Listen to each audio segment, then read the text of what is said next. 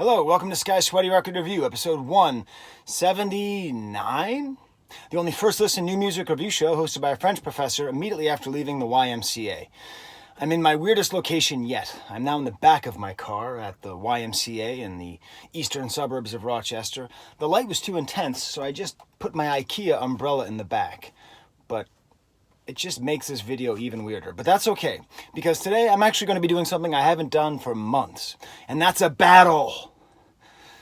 A war between two different francophone bands that came out with an album this week. M83, pretty high profile French electronic group out of France, I assume, and Fly Pan Am, the long-standing Montreal, Quebecois, fusion-y, experimental, electro, rock, jazzy, shoegaze music. So why am I comparing these things together? Well, I mean, there's a lot of similarities, right? Obviously, the fact that every member grew up in a French-speaking country, it sort of matters, to me as a French professor at least. They're mostly sort of continuous albums, especially the Fly Pan Am, but they all feel like very unified in theme. You know, so the M83, like there's breaks between songs, but it just basically feels like one long song. They're both very ambitious albums, and I would classify them both as experimental. Now, the Fly Pan Am is very overtly experimental, right? Like it's, you know, there's lots of like weird sounds and bizarre things going on and screeching and all that. But I'd say the M83 is as well, just in the way that it is a concept, and anytime you have a concept that's a little bit outside of what you might expect from popular music, and that concept is driven through to the very end, then I think you can call it experimental. So let me kind of get into comparing the two groups, and let me just talk about them individually first of all. I'm going to start with the one that I think I like the most, and that is Fly Pan Am, and their album C'est Ça. C''ESTCA. Now, okay, it's got a French title, so you might think that's why I like it more. But actually, I have a lot more reasons than that. I just moved the car. It's funny, because the first track is called Avant Gardez-vous, which is a combination between avant-garde and then watch out in French. And it's very kind of like jarring with lots of weird, strong sounds in it. And I was very much like, oh boy, here we go. This is going to be a super intense album with lots of crazy sounds.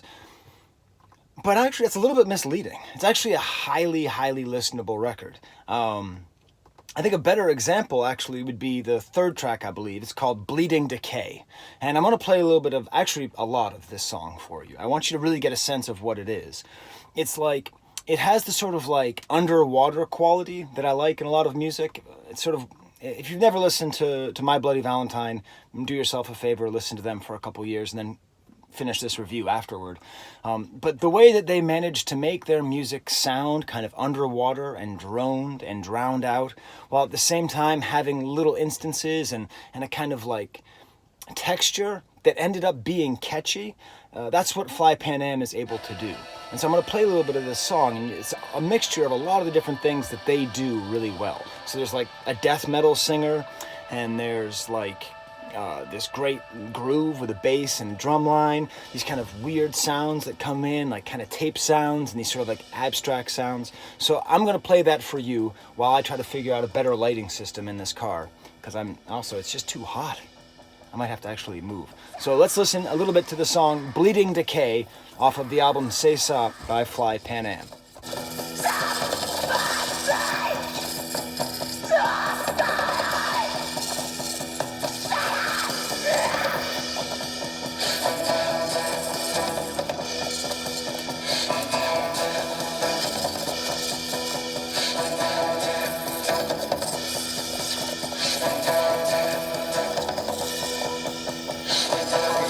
Actually mean to stop the video.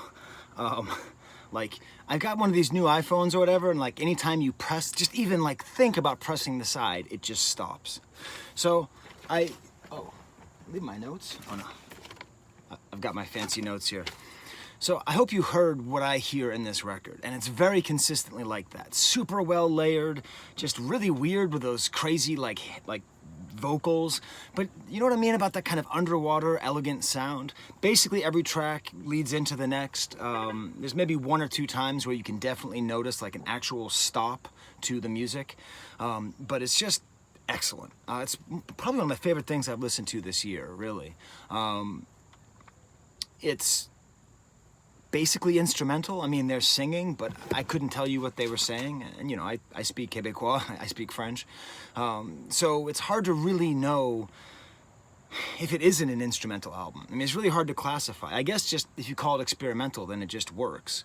But I would, yeah, just call it instrumental. Doesn't really matter what you call it, does it? Now, that kind of leads into the next album that I'm going to be discussing, which is M83. This is a much higher profile release. And, you know, I've known about M83 for a while. They've done some remixes that I've heard, and I think I listened to one of their albums a while ago and kind of liked it. And it's a good band. And this album's pretty interesting. I will kind of tell, you know, yesterday I told an anecdote about my wife overhearing me as I was going through all the albums. And I'll tell you another one. So I was listening to this M83 album, which is called, oh my God, what is this album even called? I didn't even mean to stop it there, but my phone has one of those things on the side where like you even think about pressing it and it just immediately stops. But that's fine. I hope you got a sense of what I like about this record. The really sort of unexpected mixing of that like death metal screeching with the nice kind of groovy bass and drums. I don't really know how you'd classify this album. I guess people would just call it experimental because they don't know what else to call it. But it's so listenable, and it's one of my favorite things I've heard this year. I mean, really, I hardly even want to compare it to something else because I want to give it its own space to shine, but I think it's too interesting to compare these things together. So I would really listen to the rest of the album if you like the sound of that, the kind of unexpected catchiness, the sort of avant-garde, but yet comforting, very listenable music. Some kind of airplane in the distance. We've got crickets. Whew, I'm out in the middle of nowhere here. Anyway, speaking of being in the middle of nowhere, the next album I want to talk about is M83, and their album is called DSVII. Such a memorable album title that I actually recorded this section before, but then I had to stop because I forgot the name of the album title. And, you know, yesterday I told an anecdote from my wife when we were listening, and when she overheard me listening to music that I was thinking about whether or not I was going to review. And she heard this, and she was like, "Is that elevator music?" All right, now that's unfair, and, you know, that's just, but it's unfair, but it's understandable, because this is experimental in a different way. Like the Fly Pan Am is, in a way, like, very challenging, because it can be so, like, discordant and screaming and yelling and all that. But in a way, M83 is challenging in its lack of anything jarring. It's a very easy listen. It's a very smooth album. Lots of like flutes and guitars and pianos and 70s style synthesizers. And it's like a soundtrack. You know what it is? It's like every single track sounds like the end credits of like a really cool 70s or 80s movie, right? Like, it has that feeling of like ushering you out of the movie theater and just being like, here you go, you know? Except the whole album's like that. My initial take was actually not to review it because I didn't like it at first. And actually, I kind of agreed with my wife about that. But I kept listening because I'd heard this band before and I'd liked what they had done. And by the middle of the album, I actually found myself really liking it. Kind of like Fly Pan Am, it's so atmospheric. And it's so consistent in the atmosphere that it sets. That it's not my favorite atmosphere. My favorite atmosphere isn't like sort of such a like low-key, expansive, flowing atmosphere album. Like, that's not what I really love in music. But this is so well done that I found it quite enjoyable. There are things that I really liked in this record. In particular, there's like a 3-song set right in the middle. A track called Feelings, Lune de Fiel, and then Jeu d'Enfant. And this is maybe the best part of the album. Now I'm gonna play you a little bit of Feelings, but I gotta warn you, okay? Sometimes when I put two different artists on one video, not only do I lose any money that I don't make on these videos, but they take the video off of YouTube. So I'm gonna play it now, but if the video just stops and then skips until afterward, then that's because I had to edit out this. But just to be safe, I'll try to keep it to under 15 seconds. What I want you to listen to here is their own M83's successful layering. Kind of a nice keyboard and like the 80s drums and these sort of like soaring voices kind of in the background. And I don't know, it's a great example where if you like this atmosphere, this tone, this feel, it's a feel. Oh my God, the name of the song is Feelings. If you like a song, if you like an album that's about this certain feeling, then you should listen to this. Okay, Skye.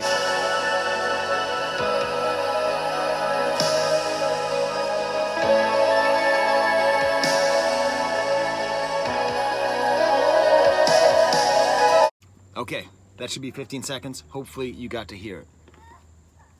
The next track, Lune de Fiel, is this kind of nice, okay, I gotta admit, sounds a lot like something Daft Punk would have done on Random Access Memories, but it's this nice thing with like an arpeggiated keyboard and a really good studio drummer playing along, and it's got this really nice bass. It's just a nice kind of pulsing song. And then that little 3-song set, at least how I see it, ends with a track called Jeu d'enfant, which is just a little ditty on a piano. And you just hear this guy playing piano. But the 3 songs put together is a really nice suite. And I would suggest listening to those 3 songs together, just as a suite. It'll take you, I don't know, 10 minutes or something to listen to this music, to really get an idea of what M83 is trying to do. Because it's really experimental, you know? They're really going out on a limb here and releasing an album that is just...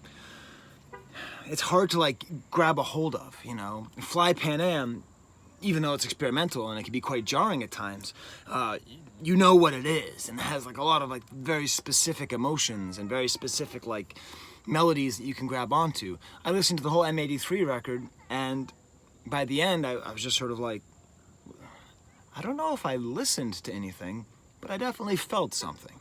So there you go. I think you could sum up the differences between these albums by comparing their covers. I'm sorry, my nose itches. I keep itching my nose. It's okay.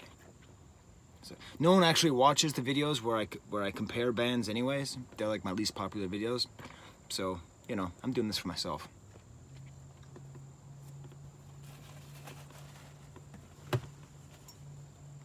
It's a Borg.